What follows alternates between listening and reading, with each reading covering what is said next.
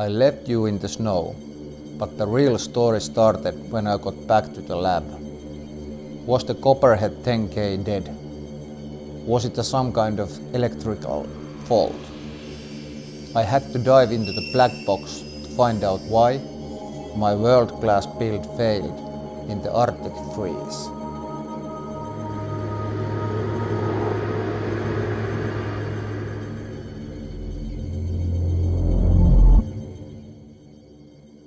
The first thing I did when I got back from that snowy field was to check this Copperhead 10K battery.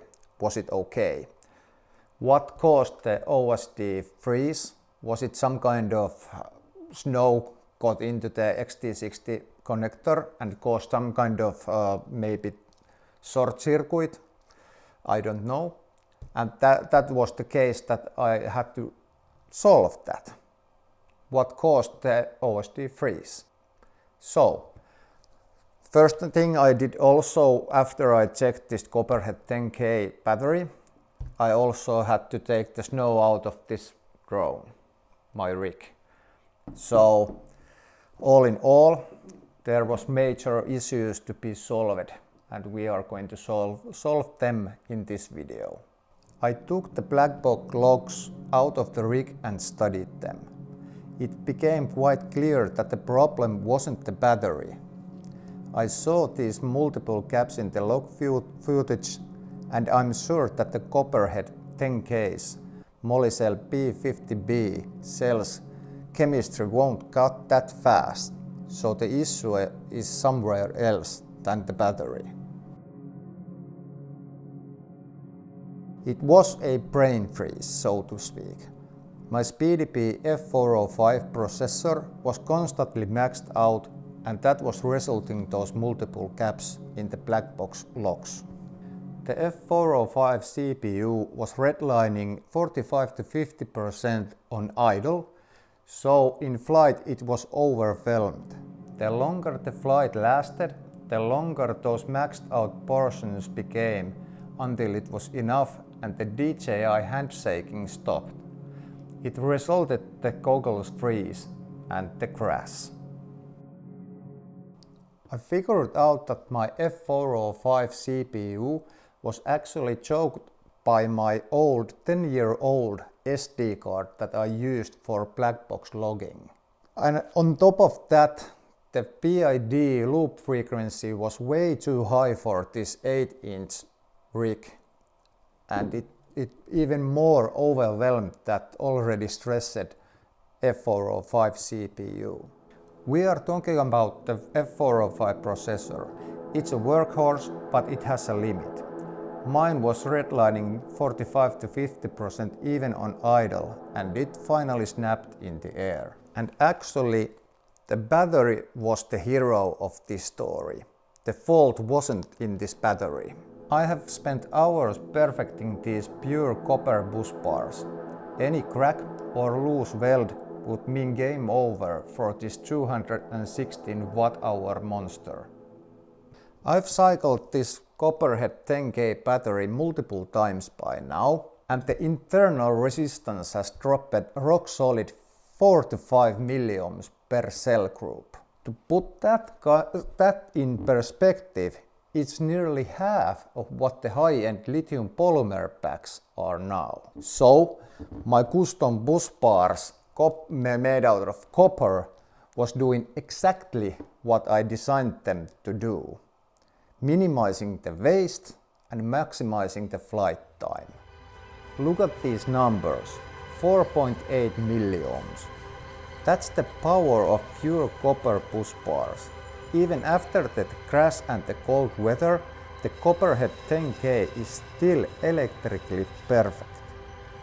The data doesn't lie. Look at these internal resistance numbers.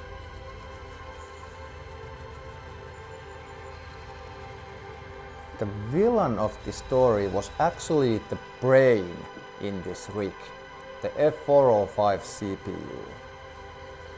If you are running a stack with the F405 CPU, like I have in this SpeedyP, you really need to watch the CPU load in Betaflight. You want it between I would say anything over 35% is too much. Especially if you're using the black box logging like I am, that makes even more load to the CPU. So ideally you want the CPU count or usage somewhere between 20 or 25% on idle. It gives the CPU room to breathe when you are in flight. You can't run 2026 tech on a 10-year-old museum-grade SD card. Take it from me. This SanDisk Extreme V30 was the first piece of the puzzle. I optimized everything. I swapped to a new SanDisk Extreme SD card for the black box logging. I dropped the PID loop down to 2 kHz because I think it's enough for this big build and the flying I'm going to be performing. I also slightly cleaned up the OSD to lighten the CPU load even more. And the result? CPU load plummeted from 45 to 50% to a rock solid 23 to 25%. Combined with that dedicated UAV Tech's Cinelifter tune, the motor stayed cool and the logs are now flawless. By optimizing the OSD, swapping that old SD card, I found the sweet spot 25-23% CPU idle load.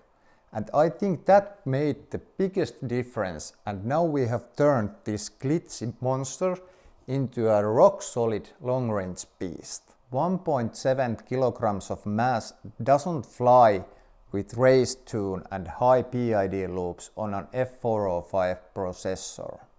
I switched to a dedicated UAV Tech's Cinelifter preset, and I did some heavy filtering and decided to start with the 0.8 master multiplier. In my multiple indoor hover tests, the motor stayed pretty cool, 30 to 35 degrees Celsius, with zero airflow. I think now this Copperhead 10K battery's power is really going to there where it's needed. The technical foundation of this rig is finally solid. The F405 CPU is gone, the old memory card is swapped to a much faster card, and I think the glitch is finally fixed. We have only one thing left to do, and we are going back to the sky. Let's take this rig in the air for the long haul. I see you on the next flight.